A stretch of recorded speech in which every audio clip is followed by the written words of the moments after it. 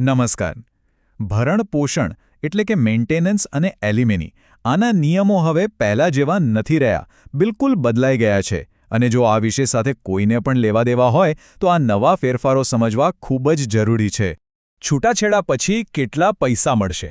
આ એક એવો સવાલ છે જે લગભગ દરેકના મગજમાં ઘૂમતો હોય છે અને સ્વાભાવિક છે કે ચિંતા પણ કરાવે. તો આજે આપણે આ જ સવાલનો જવાબ ખોદી કાઢીશું, પણ નવા કાયદાના હિસાબે. તો એક વાત બરાબર મગજમાં બેસાડી દેજો. જે કંઈ પણ જૂની માહિતી કે માન્યતાઓ હતી ને, એને હવે ભૂલી જાઓ. કારણ કે કોર્ટ હવે જૂની રીતે નિર્ણય લેતી જ નથી. આખી સિસ્ટમ બદલાઈ ગઈ છે. ઓકે, તો ચાલો શરૂઆત કરીએ એકદમ બેઝિકથી. સૌથી પહેલાં તો એ સમજીએ કે આ ભરણપોષણ શબ્દનો કાયદાકીય રીતે અર્થ શું થાય છે. એકદમ સાદા શબ્દોમાં કહીએ તો ભરણપોષણ એટલે કોર્ટનો એક હુકમ. આ હુકમ મુજબ જ્યારે પતિ પત્ની અલગ થાય ત્યારે જે પાર્ટનર આર્થિક રીતે નબળો હોય તેને બીજો પાર્ટનર દર મહિને અમુક રકમ આપે. કેમ? જેથી એ વ્યક્તિ પોતાનું જીવન ધોરણ ટકાવી શકે. અને હા, આ કોઈ હવામાં વાત નથી. આખી સિસ્ટમ મજબૂત કાયદાકીય પાયા પર ઊભી છે. જેમ કે ક્રિમિનલ પ્રોસિજર કોડની કલમ 125, ઘરેલું હિંસા વિરોધી કાયદો અને હિન્દુ મેરેજ એક્ટ, આ બધા મોટા કાયદાઓમાં તેની જોગવાઈ છે. ચાલો હવે આવીએ સૌથી અગત્યના સવાલ પર કે આખરે આ રકમ નક્કી કેવી રીતે થાય છે. અને સાચું કહું ને તો સૌથી મોટા ફેરફાર અહીં જ થયા છે. સુપ્રીમ કોર્ટે એક નિયમ હવે ફરજિયાત કરી દીધો છે, જેણે આખી ગેમ બદલી નાખી છે. અને એ છે આવકનું સોગંદનામું, જેને આપણે ઇન્કમ એફિડેવિટ પણ કહીએ છીએ. આનાથી બધું જ પારદર્શક થઈ ગયું છે. આનો મતલબ એ છે કે હવે બંને પક્ષોએ, પતિ અને પત્ની બંને, પોતાની દરેક નાની મોટી નાણાકીય વિગત કોર્ટ સામે મૂકવી પડે છે. પગાર હોય કે બિઝનેસની આવક, બેંકમાં કેટલા પૈસા છે, ક્યાં પ્રોપર્ટી છે, કેટલી લોન ચાલે છે, અરે રહેણી કરની પાછળ કેટલો ખર્ચ થાય છે, એ બધું જ. અને ખાસ યાદ રાખજો, જો કોઈએ ખોટી માહિતી આપી તો તેના પરિણામો ખૂબ ગંભીર હોઈ શકે છે. ટૂંકમાં હવે એ જવાનો ગયો જ્યારે ખાલી સેલેરી સ્લિપ બતાવીને છટકી જવાતું હતું. કોર્ટ હવે આનાથી ઘણું આગળ જુએ છે, આખું ચિત્ર જુએ છે. તો સવાલ એ છે કે કોર્ટ બીજું શું શું જુએ છે?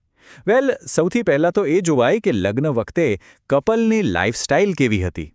તેઓ જે શહેરમાં રહે છે ત્યાં રહેવા ખાવાનો ખર્ચ કેટલો છે, બાળકો હોય તો એમનો ભણવાનો અને બીજા ખર્ચા કેટલા છે, અને સૌથી અગત્યનું, બંને પાર્ટનર્સની કમાણી કેટલી છે એ પણ જોવામાં આવે છે.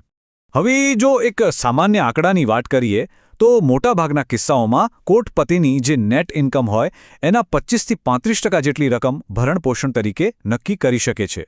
પણ હા, આ કોઈ પથ્થરની લકીર નથી. દરેક કેસના સંજોગો અલગ હોય છે. ચાલો હવે થોડી વાત કરીએ એવી માન્યતાઓ અને ગેરસમજૂણીની જે આ વિષયને લઈને લોકોમાં ખૂબ ફેલાયેલી છે, અને જાણીએ કે હકીકત શું છે. એક માન્યતા બહુ જ કોમન છે.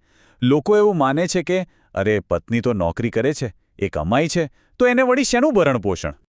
પણ સાચી હકીકત સાંભળો. કોર્ટ એ નથી જોતી કે પત્ની કમાય છે કે નહીં.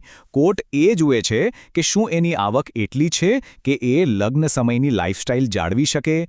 જો એની કમાણી અને લાઇફસ્ટાઇલમાં મોટો ગેપ હોય તો પણ ભરણપોષણ મંજૂર થઈ શકે છે. હવે સિક્કાની બીજી બાજુ જોઈએ. ઘણીવાર એવી દલીલ સાંભળવા મળે છે કે મારી પાસે તો નોકરી જ નથી, હું પૈસા ક્યાંથી આપું? પણ કાયદો આ વાત માનવા તૈયાર નથી. કોર્ટ એવું માનીને ચાલે છે કે જો કોઈ વ્યક્તિ શારીરિક રીતે સ્વસ્થ અને કામ કરવાને લાયક છે તો તે કમાઈ શકે છે. એટલે ખાલી નોકરી નથી એવું બહાનું કાઢીને જવાબદારીમાંથી છટકી શકાતું નથી. અને એક ખૂબ જ અગત્યની વાત, બાળકોના ભરણપોષણની ગણતરી પત્નીના ભરણપોષણથી તદ્દન અલગ રીતે થાય છે. આ બંનેને મિક્સ ન કરવા જોઈએ. તો બાળકના ભરણપોષણમાં શું શું આવે?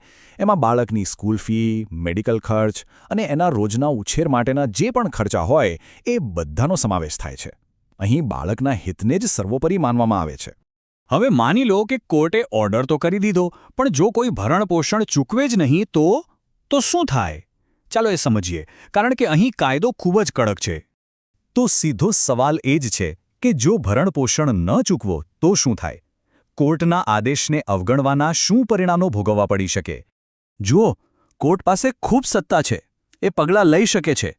જેમ કે સૌથી પહેલાં તો પગારમાંથી પૈસા સીધા કાપી લેવામાં આવે. એ પણ ન થાય તો બેંક એકાઉન્ટ ફ્રીઝ કરી દેવાય. વાત આનાથી પણ આગળ વધી શકે છે. ધરપકડનું વોરંટ નીકળી શકે છે.